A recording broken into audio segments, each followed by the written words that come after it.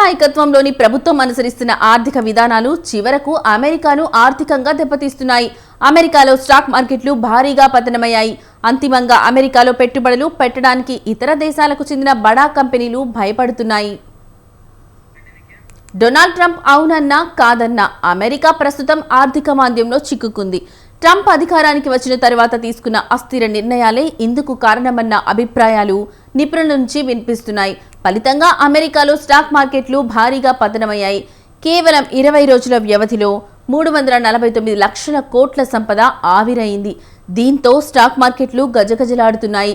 ప్రధానంగా వివిధ దేశాలపై భారీ ఎత్తున సుంకాలు విధించడం, ఉన్న వాటిని పెంచడం వంటి చర్యల కారణంగా అమెరికా ఆర్థిక వ్యవస్థ కుదేలైనట్లు సమాచారం. సహజంగా అమెరికాలో పెట్టుబడులు పెట్టడానికి ఇతర దేశాలకు చెందిన పెద్ద పెద్ద కంపెనీలు ఆసక్తి చూపుతుంటాయి. అయితే తాజా పరిస్థితుల నేపథ్యంలో సీన్ రివర్స్ అయింది. అమెరికాలో పెట్టుబడులు పెట్టడానికి ఇతర దేశాలకు చెందిన బడా కంపెనీలు భయపడుతున్నాయి.